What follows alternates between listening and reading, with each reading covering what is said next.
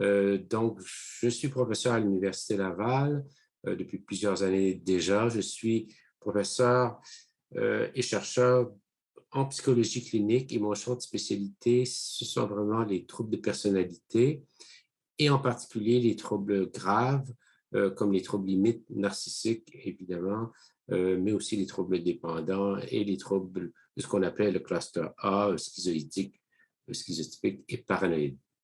Donc, j'ai pensé cet entretien d'aujourd'hui vraiment en ayant en tête que les personnes avaient assisté ou participé au premier séminaire ou encore qu'elles avaient une bonne connaissance des travaux d'auteurs comme Ken Berg, Heinz Kohut, euh, Elsa Runningstam, Pincus, Campbell et Miller aussi.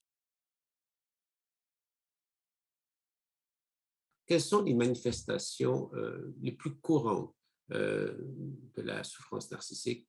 Donc, les plus courantes, et c'est loin d'être exhaustif, évidemment. Beaucoup de variance est observée. Donc, ce que l'on observe souvent, c'est un malaise interne, de se sentir désorienté, un vide subjectif ou existentiel, la sensation que la vie ne mène nulle part, que c'est des espèces de passion un peu dans un désespoir existentiel où ils font penser un peu à des personnages de l'existentialisme, vous savez, des Sartre et Camus et compagnie, là, que cette vie n'a pas d'histoire, que cette vie n'a pas de sens en général, mais la mienne non plus.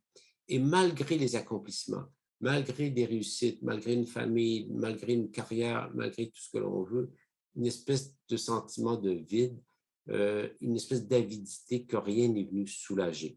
Ce sont des patients qui peuvent être ouvertement suicidaires. Je pense à un patient que j'ai vu dans ce contexte-là, qui était ouvertement suicidaire et qui avait vraiment planifié un suicide dans l'année à venir parce que la vie était moche, malgré que de l'extérieur, tout allait bien dans cette vie-là. Donc, ce malaise interne peut être difficile, est toujours difficile à exprimer. Et, et déjà, hein, il y a tout un travail de précision de ce malaise qui peut permettre aux patients de se mobiliser, de mieux en prendre conscience, de s'enfoncer un peu dans le malaise, comme disait Freud, pour mieux le connaître.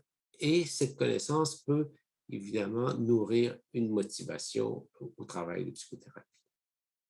D'autres patients viennent dans une toute autre configuration où ce que l'on perçoit, c'est de la grandiosité, de l'arrogance, prise de contrôle, théâtralisation, exhibitionnisme, qui causent des soucis pour les autres.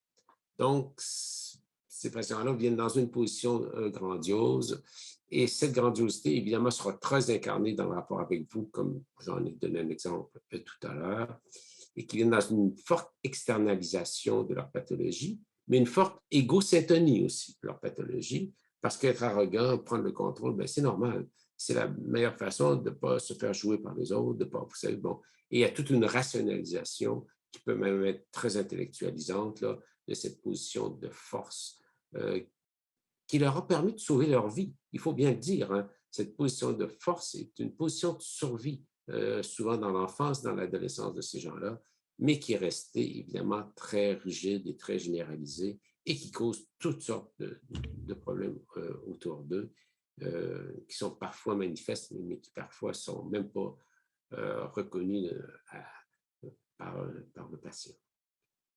D'autres patients viennent dans une position d'apitoiement, victimisation, dépression, démotivation, passivité, voire exploitation, dans une culture de la souffrance, vous savez, gratter ses plaies, les faire saigner, l'apitoiement.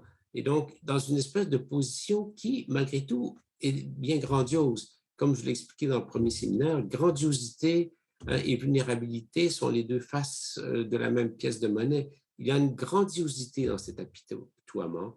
Il y a une grandiosité, à tout le moins morale, hein, d'être un Mozart assassiné et d'avoir toutes sortes de vertus et d'être au plan moral supérieur parce qu'on est une victime modeste et humble et des choses comme ça, par exemple.